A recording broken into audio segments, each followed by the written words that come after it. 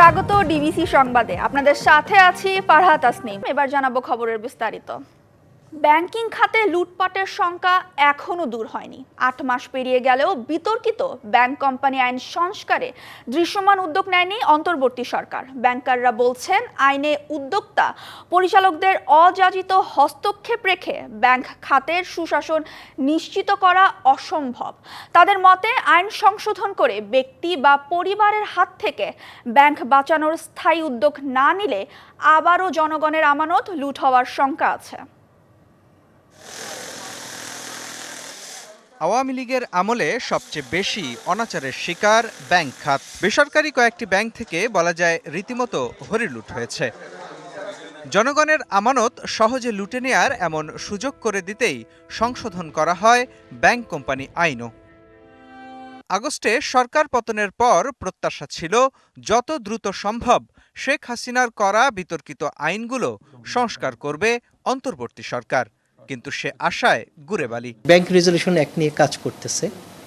এই bank resolution অ্যাক্টের পুরা সুপারিশমালা এবং তার বাস্তবায়ন প্রক্রিয়া যা আমাদের কাছে তুলে ধরা হলে বুঝতে পারবো যে ব্যাংকগুলো কি হচ্ছে। টাস্কফোর্সের চূড়ান্ত রিপোর্ট না পাওয়া পর্যন্ত আমাদেরকে আরও কিছুদিন ধৈর্য ধরতে হবে।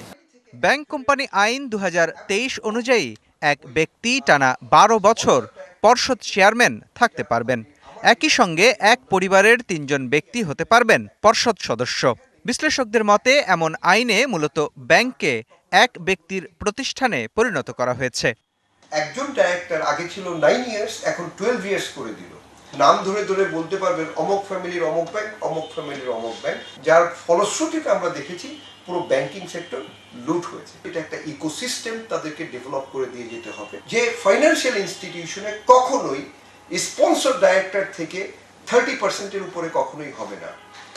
মোস্টলি আপনার 70 বা 80% আসবে হলো ইন্ডিপেন্ডেন্ট ডাইরেক্টর। প্রশ্ন হলো, ব্যাংক কোম্পানি আইনের সংশোধন ছাড়া স্বচ্ছতা ও জবাবদিহি নিশ্চিত করে এমন ব্যাংক প্রতিষ্ঠা করা সম্ভব কি? ব্যাংক কোম্পানি আইন যে অবস্থায় আছে, এই অবস্থায় একটা সুশৃঙ্খল ব্যাংকিং ব্যবস্থা এদেশে কখনোই সম্ভব হবে না। একজন ডিরেক্টর যদি 9 বছর ডিরেক্টর থাকতে পারেন, 12 বছর চেয়ারম্যান থাকতে পারেন, তাহলে সে ব্যাংক আর যা কিছুই হোক নীতিমালার মাধ্যমে পরিচালিত হবে, এটা আশা করা অনেকটা বাতুলতা মাত্র। এ অবস্থায় বিতর্কিত আইন সংস্কার করে জবাবদিহির সংস্কৃতি চালু করতে না পারলে আবারও যে কোনো সময় জনগণের টাকা হরিলুটের শঙ্কা করছেন বিশ্লেষকরা। মুস্তফা মাহবুব, ডিবিসি নিউজ, ঢাকা। দেশে এই মুহূর্তে নগদ টাকার কোনো সংকট নেই। এ নিয়ে ভারতীয় গণমাধ্যমে যে সংবাদ প্রকাশ করা হয়েছে তা অপপ্রচার বলে দাবি বাংলাদেশ ব্যাংকের। কেন্দ্রীয় ব্যাংকের মুখপাত্র জানান, জনদাবির পরিপ্রেক্ষিতে টাকার নকশা পরিবর্তনের সিদ্ধান্ত নিয়েছে সরকার, আর এজন্যই নতুন কোনো নোট বাজারে ছাড়া হচ্ছে না। ভারতীয় গণমাধ্যম টাইমস অব ইন্ডিয়ার এক খবরে দাবি করা হয়েছে, বাংলাদেশ এই মুহূর্তে নগদ টাকার সংকটে আছে। গণমাধ্যমটির দাবি, কেন্দ্রীয় ব্যাংকের ভল্টে থাকা শেখ মুজিবুর রহমানের ছবিযুক্ত নতুন নোট বাজারে না ছাড়ার কারণে বড় ধরনের আর্থিক ক্ষতির মুখে পড়েছে বাংলাদেশ ব্যাংক। তবে এ খবরকে ভিত্তিহীন ও প্রোপাগান্ডা হিসেবেই দেখছে কেন্দ্রীয় ব্যাংক। কিছু নোট বাজারজাত করা হয়নি, যেটা পূর্বে ছাপানো হয়েছে, এবং এর সাথে বিজড়িত অর্থ খুব ন্যূনতম, এবং সেটা বাংলাদেশ ব্যাংকের আর্থিক ক্ষতির কারণ হবে, এটা ভাবারও কোনো কারণ নেই। এই সংক্রান্ত কোনো নিউজ যদি আন্তর্জাতিক কোনো মিডিয়ায় প্রচার হয়ে থাকে, এটাকে আমরা প্রোপাগান্ডা ছাড়া আর কিছু বলতে রাজি না। মূল্যস্ফীতি নিয়ন্ত্রণে এমনিতেই সংকোচনমূলক মুদ্রানীতি নিয়েছে কেন্দ্রীয় ব্যাংক, আর তাতে এমনিতেই বাজারে নগদ টাকার চাহিদা কম। এতে করে কমেছে নতুন নোট প্রচলনের চাহিদাও।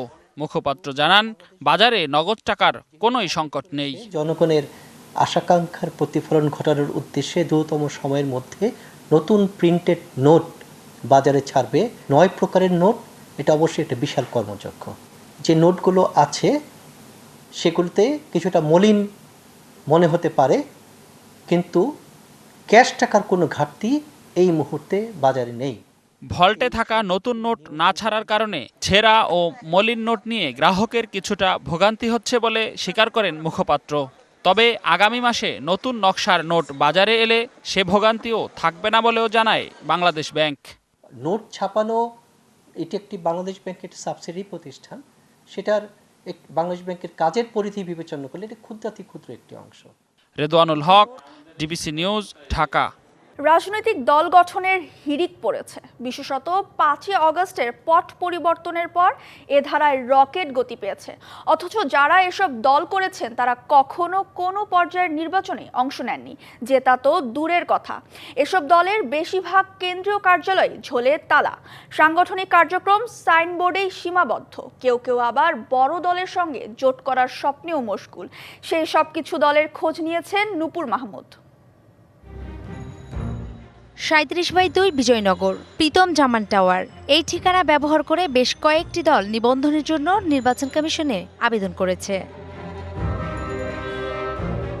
15 তলায় গিয়ে প্রথমে খুঁজে পাওয়া যায়নি কোথায় দলের অফিস। দেওয়ালে লাগানো চিহ্ন দেখে বোঝা গেল ছাদে যেতে হবে। সেখানে গিয়েও পরপর 3টি হলরুম, এখানেই 3টি দলের কেন্দ্রীয় কার্যালয়। পাশাপাশি 3টি হলরুমের একটি ভাড়া নিয়ে চলছে ন্যাশনাল লেবার পার্টির কার্যক্রম। অভ্যন্তরীণ কোন্দলের কারণে বাংলাদেশ লেবার পার্টি থেকে বিচ্ছিন্ন হয়ে এই দলের সৃষ্টি। গত কয়েক বছরে বারবার আবেদন করেও দল নিবন্ধন পায়নি, তবে এবার মিলবে বলে বিশ্বাস তাদের। আমাদের চেয়ারম্যানের যে নির্বাচনী এলাকা, সে কোনো ইলেকশনে অংশগ্রহণ করে নাই। তো সামনে আমরা আশাবাদী দক্ষ শ্রমিক শ্রেণী, আমাদের লেবার পার্টির যে কার্যক্রম সারা বাংলাদেশে আমরা আমাদের কাজ সম্পন্ন করার মাধ্যমে আমরা সকল নির্বাচনে অংশগ্রহণ করব। অথচ এই দলের কর্মী সমর্থক তো দূরের কথা, চেয়ারম্যানেরই জীবনে কখনো ইউনিয়ন পরিষদ, পৌরসভা, উপজেলা বা সিটি কর্পোরেশনের কোনো পর্যায়েই ভোটের প্রতিদ্বন্দ্বিতা করেনি। আগামী নির্বাচনের রোডম্যাপ না হওয়া পর্যন্ত আমরা রাজপথে থাকব বিএনপির নেতৃত্বে, এবং আমাদের দলীয় গঠন দলীয় লোকজন নিয়ে রাজপথে আসে। এখানেই আছে আপ বাংলাদেশ পার্টি, পাশেই জনতার অধিকার পার্টির কেন্দ্রীয় কার্যালয়ও। সেখানে গিয়ে দেখা যায় মূল গেটে তালা ঝোলানো।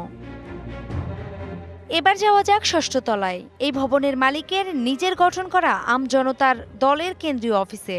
সবে নিবন্ধনের আবেদন করেছে, কেবলই ফ্লোরকে দলীয় অফিসের চেহারা দেবার প্রক্রিয়ার কাজ শেষ করেছে। রুম থাকলেও নেই কোনো লোকজন, ফাঁকা পড়ে আছে চেয়ার টেবিল। বের হতেই চোখে পড়ল তাড়াহুড়ো করে 2জন লোক রুমের দিকে আসছে। জানতে চাইলে বলেন দলীয় কাজে সবাই বাইরে গেছেন। প্রোগ্রামের সময় তো আপনার লোকটুক থাকে না, প্রোগ্রামের সময় সবাই তো বাইরে থাকে। এই যে এখন আসতে ধীরে একজন পর একজন আসবে।